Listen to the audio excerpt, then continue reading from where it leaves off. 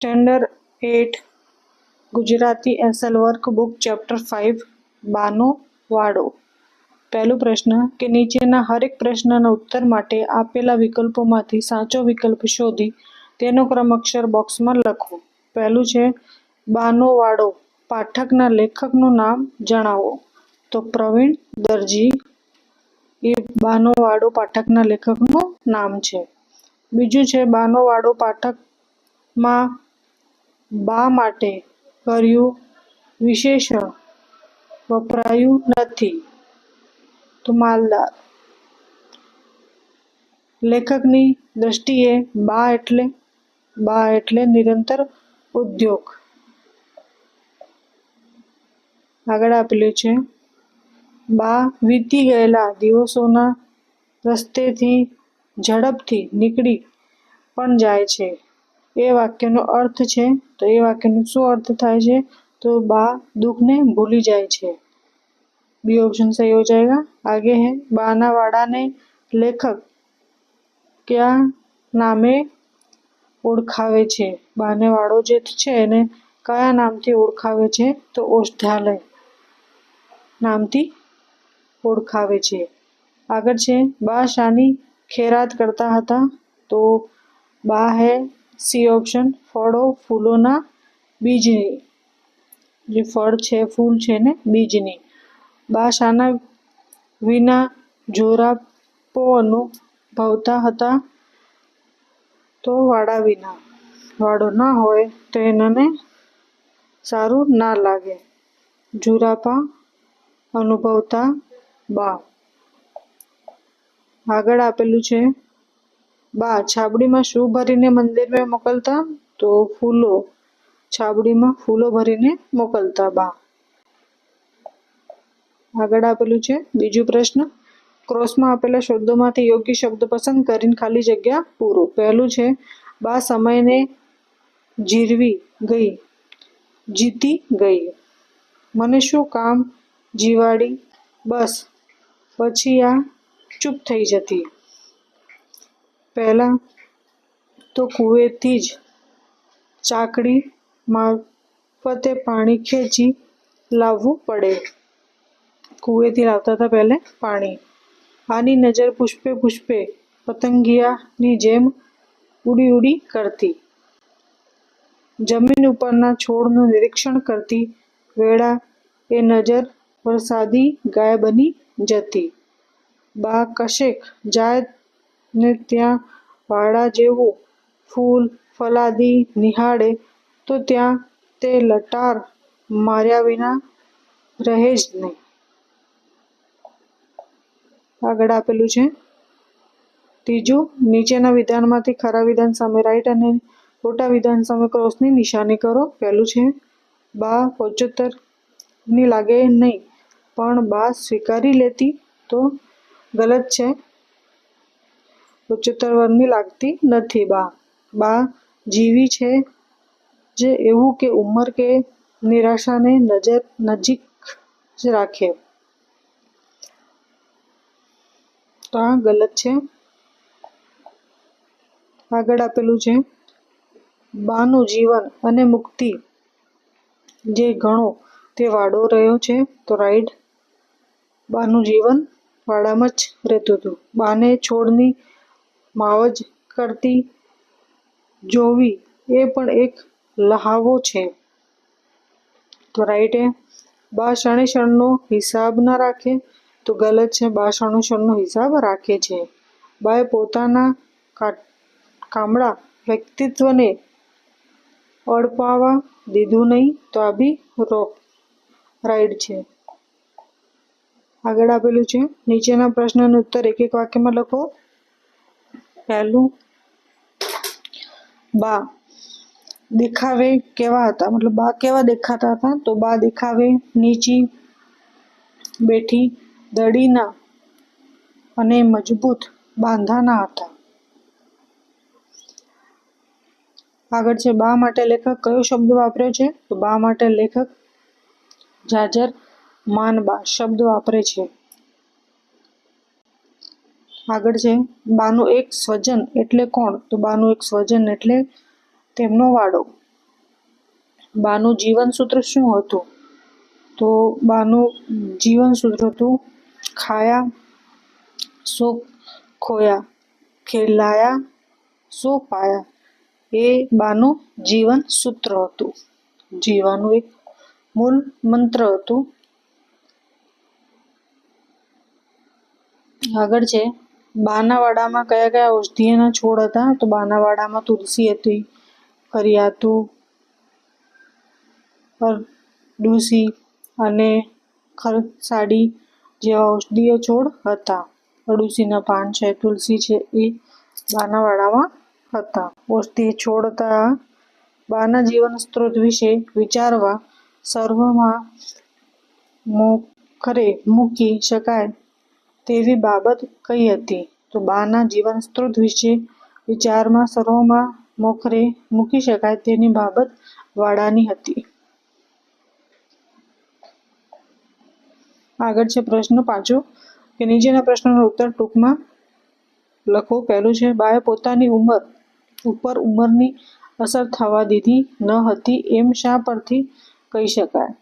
કે બાએ જીવનમાં આઘાતોના અને દુઃખનો, આંસુની ખારાશ તેમજ જખમોને હૃદયના ભળ ક્રિયામાં ભરી દીધા હતા. એને જે દુઃખ થતું હતું, જે આંસુ આવતા હતા એને હૃદયમાં ભરી દીધા હતા. એટલે જ નહીં, બાનું મન નિરંતર વાડાની પ્રવૃત્તિથી જોડાયેલું રહેતું. બા સમયને જીરવાવાળી અને જીવાવાળી અને જીતવાવાળી હતી. જીવનને જીતી હતી ને જીતતી હતી. એના કારણે તેનું મન મજબૂત અને સતત ભરેલું રહેતું. આ ઉપરથી કહી શકાય કે બાએ પોતાની ઉપર ઉંમરની અસર થવા દીધી ન હતી. આગળ છે બીજો પ્રશ્ન, પિતાજીના અવસાન બાદ બા દુઃખી થઈને બેસી રહ્યા હોત તો શું થાત? તો પિતાજીના અવસાન બાદ બા દુઃખી થઈને બેસી રહ્યા હોત તો એમના જીવનમાં પૂરેપૂરી નિરાશા વ્યાપી ગઈ હતી અને નિરાશા થઈ ગઈ હતી. જીવનમાં ખાલીપો એમને રાત દિવસ જે ખાલીપન રહે, રાત દિવસ કોરિયા ઘરની પાછળના જીવતવાળો તૈયાર હદ ના શકતો હોત તો આજુબાજુના લોકોને જે ફળ, ફૂલ, શાકભાજી, લીંબુ, મીઠો લીમડો વગેરે આટલી સહેલાથી મળી શક્યા ન હોત. બાએ વાડો જ ના કર્યો હોત તો આ બધું આજુબાજુના લોકોને મળતું જ નહીં. આગળ છે ત્રીજો પ્રશ્ન કે લેખકની બા સમયને જીરવી ગયા તેમ શાથી કહી શકાય? તો લેખકને બાપુજીનું જે અવસાન થયું હતું થતા બાદ ઘરમાં તો મોજ તૂટી પડ્યા. ત્યારે લેખકનું લાગતું હતું કે તેમના બા આ આઘાત જીરવી નહીં શકે, મતલબ આઘાત એને સહન ના થઈ શકે એવું લાગતું હતું લેખકને. હવે બા માંડ એકાદ વર્ષ જ ઝટકી શકશે અને એકાદ વર્ષ જ જીવી શકશે, કારણ કે તે અંદરથી તૂટી ગયા છે. એ સૂકા ઘાસની પત્તેની જેમ આમ તેમ ફૂગાડાતા રહેશે. પણ લેખકની ધારણા મુજબ કોઈ બન્યું નહીં. તેથી એમ કહી શકાય કે લેખકની બા સમયે જીરવી ગયા અને જીવનને જીતા ગયા અને એ સમયને બી જીવી ગયા. આગળ છે નિરંતર ઉદ્યોગ એટલે બા. એમ લેખક શા માટે કહે છે? તો બા જીત્યા ત્યાં સુધી, એટલે જીવ્યા, બા જીવ્યા ત્યાં સુધી ઉંમર કે નિરાશાને તેમણે પોતાની નજીક આવવા દીધા નહોતા. તેમણે કર્મ અને ધર્મ એક જ કરી મૂક્યા હતા.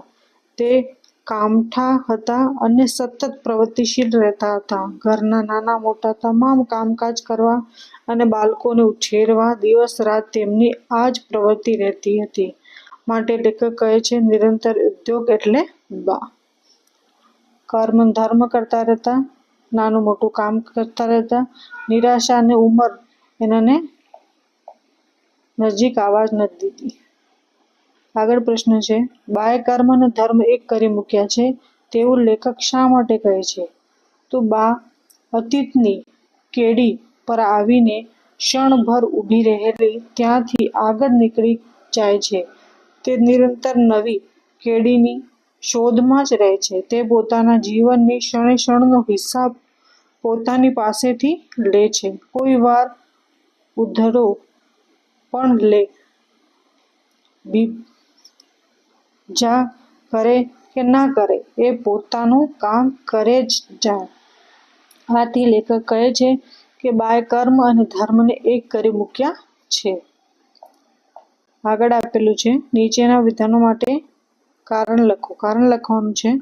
પહેલું, સુખનો અતિરેક થતાં બાનો અવાજ તરડાઈ જતો. તો સુખનો અતિરેક થતાં બા તેમના દીકરાને કહેતા કે આ બધું સુખ જોવા તારા બાપા જીવતા રહ્યા હોત તો કેવું સારું થાત. તો આટલું બોલવા જતાં બાનો અવાજ તરડાઈ જતો, એને દુઃખ થતું આ વાત કહેતા. લેખકના મતે બા ભોળી નહીં, ભલી ખરી. તો બા સમજદાર, ચાલાક અને વ્યવહાર કુશળ હતી. કેટલાક લોકો બીમારીનું બહાનું કાઢી લીંબુ લેવા આવે તો બા એમના મનને કળી જતી. બીમારી માત્ર બહાનું છે એ જાણતી છતાં પોતાની ભલાઈ એવી કે કોઈને લીંબુ આપવાની ના ન પાડતી. તેથી લેખક મતે કે બા ભોળી નહીં, ભલી ખરી. કે બાને ખબર હતી કે આ બહાનું કરીને લીંબુ લેવા આવે છે, પણ ફેર બી તે લીંબુ આપવાની ના નહીં પાડતી. સાધુ. નીચેના પ્રશ્નોનો ઉત્તર તમારી નોટબુકમાં લખો.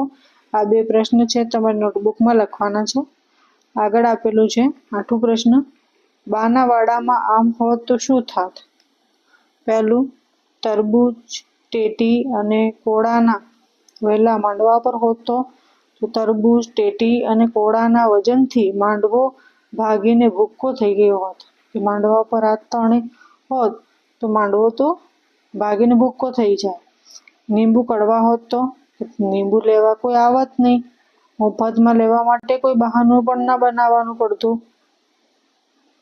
થોરની વાડીની જગ્યા ફૂલછોડ હોત તો વાડામાં ફૂલોના અંબાર થઈ ગયો હોત ને ફૂલો લેવા આવનાર તમામને બા છાબડી ભરીને નહીં પણ ઢગલો ફૂલ આપી દેતી. બા થોરની વાડીની જગ્યાએ તારની વાડ હોત તો તાર વાગી જવાની બીકથી પશુ પક્ષી વાડામાં આવતા અટકી જતા અને વાડો નુકસાનથી બચી જાત. ઔષધીય વનસ્પતિ ના હોત તો બા આજુબાજુના લોકોને ઔષધીય વનસ્પતિ ના આપી શકત ને લોકોને સામાન્ય શરદી ખાંસીમાં પણ દવાખાને જવું પડતું. આગળ આપેલું છે 9મું પ્રશ્ન કે આપેલા શબ્દ જેવા અન્ય શબ્દોને વાક્યમાં પ્રયોગ કરો. ઉદાહરણ આપેલું છે નજરો નજર. તો મેં એ દ્રશ્ય નજરો નજર જોયું. તો એકે એક યાની માળી બગીચાના એકે એક છોડનું ધ્યાન રાખતો હતો. રોજે રોજ અને મંદિરની રોજે રોજ સફાઈ કરવી પડે. સાચે સાચ. તો આકાશમાં કાળા વાદળા છવાઈ જવાથી જાણે સાચે સાચ દિવસ આથમી ગયો. પુષ્પે પુષ્પે અને બગીચામાં પુષ્પે પુષ્પે પતંગિયા ઉડતા હતા. ભરી ભરીને અને ખેડૂતોએ બળદોને ટોપલો ભરી ભરીને ખાણ મૂક્યું. આ રીતે કરવાનું છે. આગળ આપેલું છે 10મું પ્રશ્ન કે નીચે આપેલા વાક્યોને વાંચીને શબ્દોને યોગ્ય ક્રમમાં ગોઠવીને વાક્ય ફરીથી લખો. વાક્ય ફરીથી લખવાનું છે. બંને રહેતા બા હતા મમ્મી હળીમળીને અને મારી. તો બા અને મારી મમ્મી બંને હળીમળીને રહેતા હતા. આ રીતે લખવાનું છે. પપ્પાને ઘરના આંગણેમાં અવનવા ફૂલ છોડ વાવવાનો ખૂબ શોખ. ત્રીજું છે કે મનોજ બેસતા વર્ષે દાદાને પ્રણામ કરીને મિત્રોને મળવા નીકળ્યો. ચોથું કે અમારી શાળાના આચાર્ય સ્વચ્છતા અને શિસ્તતાની આગ્રહી હતા. આ રીતે ગોઠવીને લખવાનું છે.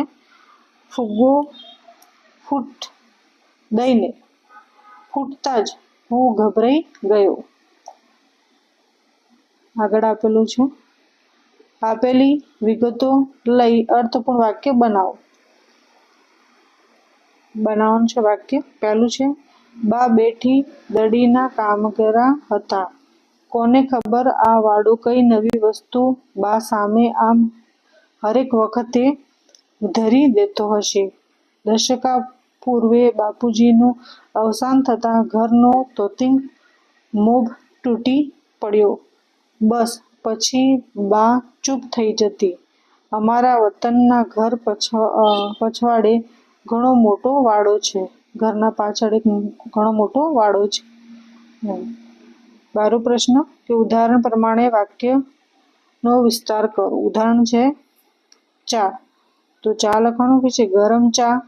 હું ગરમ ચા પીતો નથી. ત્યાગ. ત્યાગ મહાન ત્યાગ. ભરત કુળમાં ભીષ્મે મહાન ત્યાગ કરીને બતાવ્યો હતો. ગરમી. તો ગરમી અસહ્ય ગરમી. રણમાં અસહ્ય ગરમી પડે છે. આગળ આપેલું છે હિમાલય.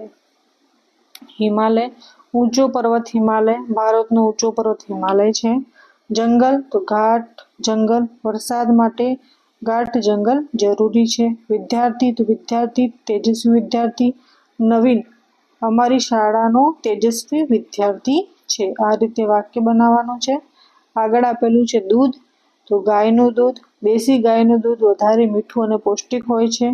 ખેતર. તો મોટું ખેતર. અમારું મોટું ખેતર નદી કિનારે છે. આગળ આપેલું છે બાનો વાડો.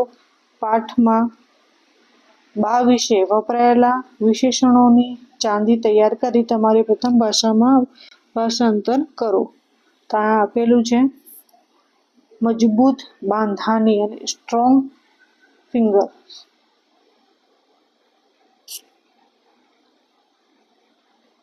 બાંધાની 75 વર્ષની અને 75 years old. જોજરમાન એની ઇમ્પ્રેસિવ. નીચે બેઠી દડીની અને શોર્ટ સ્ટ્રક્ચર્ડ. ઉદ્યમી એની હાર્ડવર્કિંગ. કામમાં હાર્ડવર્કિંગ હતી. ભોળી ઇનોસેન્ટ ઓર ભલી એની ગુડ. આગળ આપેલું છે ઉદાહરણ પ્રમાણે વાક્ય લખો. ઉદાહરણ આપ્યું છે, આંબાની ગઠ્ઠા ઘણી ફેલાયેલી છે. તો આંબો ઘટાદાર છે. આ રીતે કરવાનું છે. દાદા પાસે ઘણા પૈસા છે. તો દાદા પૈસાદાર છે. કુહાડી ધારવાળી છે. તો કુહાડી ધારદાર છે. વડીલો હરેક કામ ઘણી સમજપૂર્વક કરે છે. તો વડીલો સમજદાર છે. કેરીમાં ઘણો રસ છે. તો કેરી રસદાર છે. પેટીમાં ઘણું વજન છે. તો પેટી વજનદાર છે. આ રીતે કરવાનું છે. આગળ આપેલું છે ઉદાહરણ પ્રમાણે 5 શબ્દ લખો. જોજરમાન. તો એના 5 શબ્દ લખવાના છે. ગતિમાન, પ્રકાશમાન, કીર્તિમાન, આયુષ્યમાન, ચલાયમાન. આગળ આપેલું છે આપેલા વાક્યો ઉદાહરણ મુજબ ભાવાર્થ લખવાનું છે. ઉદાહરણ કે નિરંતર ઉદ્યોગ એટલે બા. તો બા સતત પ્રગતિશીલ રહેતા હતા. તો બા સમયને જીરવી ગયા ને બાએ સમય પ્રમાણે જીવી લીધું. કર્મ અને ધર્મ બાએ એક કરી મૂક્યા છે. તો બાએ પોતાની ફરજ પ્રમાણે કાર્ય કર્યું છે કે એના જે ફરજ હતું એને નિભાવ્યું. આગળ છે વાડાનો નકશો બાનો જીભના ટેરવે ને વાડાનું આયોજન હંમેશા બાના હોઠે રહેતું. બા વાડા વિના ઝુરાપો અનુભવે. બા વાડાથી દૂર જાય તો વિરહ સહન ન થતા એટલે કે જલ્દી પાછા વાડા પાસે આવા ધમપછાડા થઈ જતા.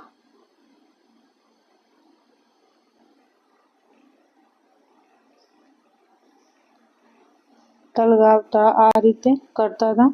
આગળ આપેલું છે નીચે આપેલા શબ્દોએ 2 રીતે વાક્યમાં પ્રયોગ કરો જેથી તેના શબ્દ અર્થભેદ સ્પષ્ટ થાય.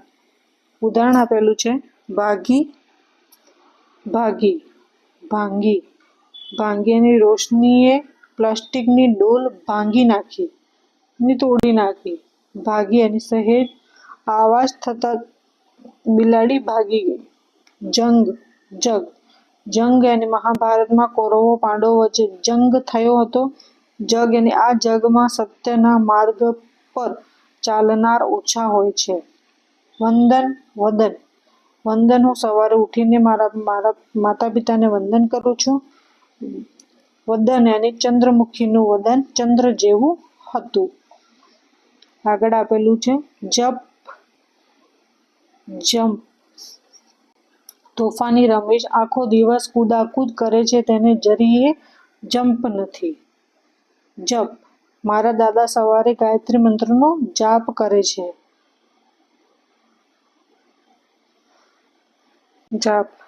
જમ્પ. ખડ. આપણી પૃથ્વી ઉપર 7 ખંડ આવેલા છે. ખડ. સિંહ ભૂખે મરે પણ ખડ ના ખાય. રંગ. મેઘધનુષ્યમાં 7 રંગ હોય છે. રંગ શરીરમાં લોહીનું જુદી રંગ આપેલી છે. ઢગ.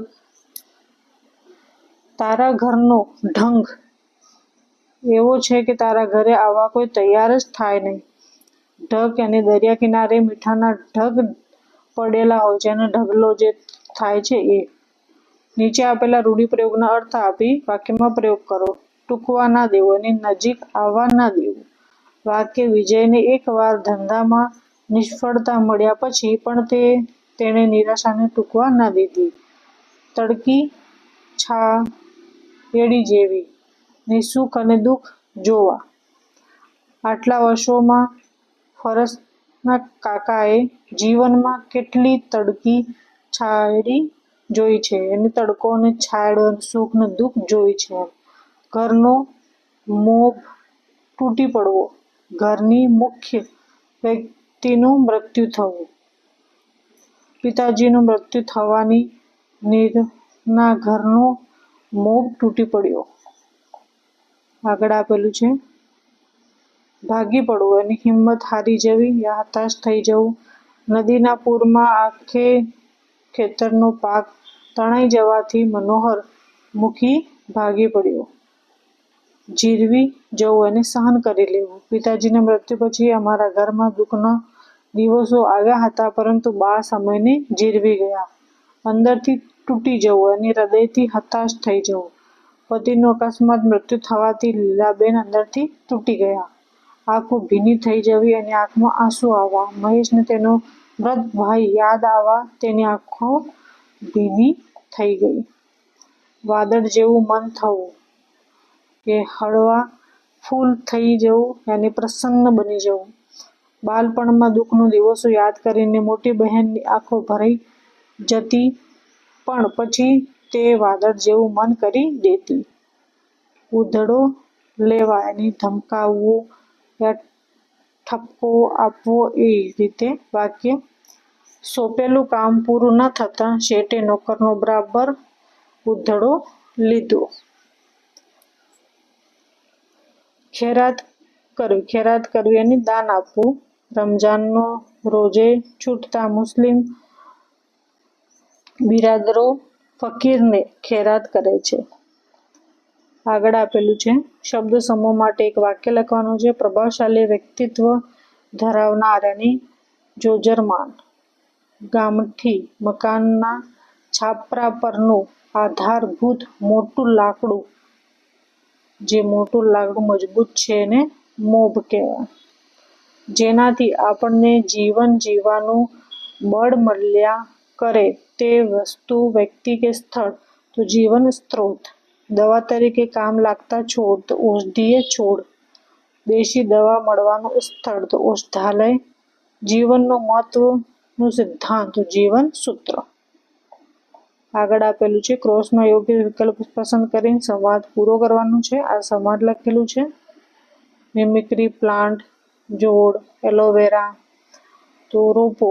અરે હું તમારી આગળ રહેલો છોડ બોલી રહ્યો છું, તો મને તમારા ઘરે લઈ જાઓ ને? ? છે. કમલાક્ષી બોલે છે, પછી છોડ બોલે છે. આ રીતે કરવાનું છે. તું નાનકડું અને અંદર સુંદર છે, પણ હું તને લઈ જઈને શું કરું? મારે તો હવા શુદ્ધ માટે આંગણામાં ઝાડ વાવવું છે. છોડ: તો શું હું નાનકડો છોડ હવા શુદ્ધ ન કરી શકું? તો કમલાક્ષી કહે છે કે તારું કહેવું એમ છે કે તું ઘરમાં રહીને હવા શુદ્ધ કરીશ? છોડ: હા, કેમ નહીં, મારું નામ ગ્રીન પ્રિન્સ છે, હું ઘરમાં રહીને હવા શુદ્ધ કરું છું. તો કમલાક્ષી: ઓહો, તારા જેમ, તારું નામ પણ સરસ છે, હું તને મારા ઘરે જરૂર લઈ જઈશ. રોપો: મારા ભાઈબંધોને પણ લઈ લો ને. મિમિક્રી પ્લાન્ટ જોડ: aloe vera, snake plant, donkey tail. Kamalakshi: કેમ નહીં, તું અને તારા ભાઈબંધો મારા ઘરના આંગણેની શોભા વધારશો. ઉદાહરણ પ્રમાણે આપેલા શબ્દોનો ઉપયોગ કરીને પિરામિડ બનાવો. પિરામિડ બનાવવાનું છે આ રીતે: ડુંગર: ડુંગર ઘસ્યો, કાળો ડુંગર ઘસ્યો. વહેલી સવારે કાળો ડુંગર ધસ્યો. વહેલી સવારે કાળો ડુંગર ઝડપથી ધસ્યો. રમત પૂરી થઈ. ક્રિકેટની રમત પૂરી થઈ. ભારત અને શ્રીલંકા વચ્ચે ક્રિકેટની રમત પૂરી થઈ. ભારત અને શ્રીલંકા વચ્ચે ક્રિકેટની વન-ડે રમત પૂરી થઈ. ફુગ્ગો: ફુગ્ગો ફૂટી ગયો. લાલ રંગનો ફુગ્ગો ફૂટી ગયો. લાલ રંગનો ફુગ્ગો જોરથી ફૂટી ગયો. લાલ રંગનો ફુગ્ગો ઊંચે જઈને જોરથી ફૂટી ગયો. આગળ આપેલું છે 22 કે નીચેના શબ્દોની જોડણી સુધારીને લખો. આમાં સુધારીને લખવાનું છે. વ્યક્તિત્વ: તો આ રીતે આવશે: વ્યક્તિત્વ, જીવન સ્ત્રોત, નિમિત્ત, સમૃદ્ધિ, બીમારી, જીવનસૂત્ર, નિરીક્ષણ, મજબૂત, બાપુજી, ઉમટી, મફતિયું और ટુકડો. તો આ રીતે કરવાનું છે.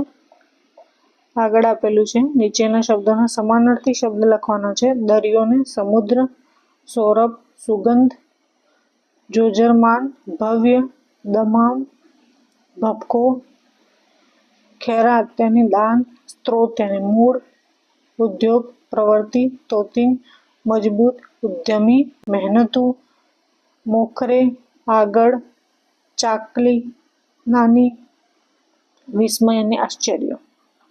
આગળ આપેલું છે વિરુદ્ધાર્થી શબ્દ: તૃપ્ત, અતૃપ્ત, સ્વસ્થ, અસ્વસ્થ, પવિત્ર, અપવિત્ર, સ્વીકાર, અસ્વીકાર.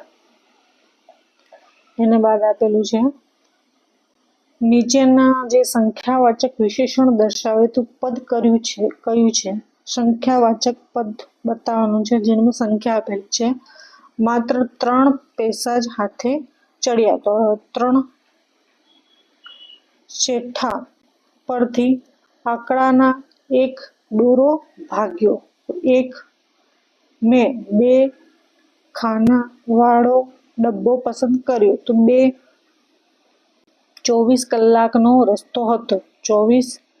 ગાંધીજીએ 5 મિનિટમાં ફંડ ઉઘરાવી નાખ્યું. તો 5. તો આ રીતે સંખ્યાવાચક વિશેષણ છે આ. આગળ આપેલો ફકરો આપેલો છે તેમને પ્રથમ ભાષામાં અનુવાદ કરો. વાડાની હદ પૂરી થાય ત્યાં સુધી થોર અને મહેંદીની વાડ, એની વચ્ચે જાતે તૈયાર કરેલો માંડવા ઉપર કારેલી કંકોડીથી માંડીને અનેક શાકભાજીના વેલા. વાડામાં અનેક ફૂલ છોડ હતા. વાડામાં ઔષધિક છોડ પણ મળે છે.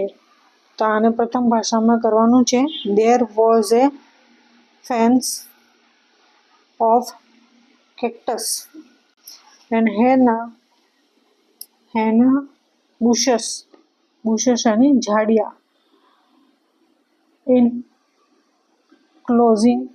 enclosing the yard. In the middle of it was a canopy करते हैं वो canopy of vines, of vegetables like bitter gourd and spine yard. There were many flowers and plants in the yard. There was medicinal plants यानी औषधिक जो plants होते हैं वो to in the yard. इस तरह से आपको ट्रांसलेशन करना है। आगे दे रखा है प्रवृत्तियां, जिसमें शब्द अंतराक्षी, राहुल, लहर, रमत, तारा, राकेश, शक्ति, तलवार, रजनी, नीरज और जमरुक।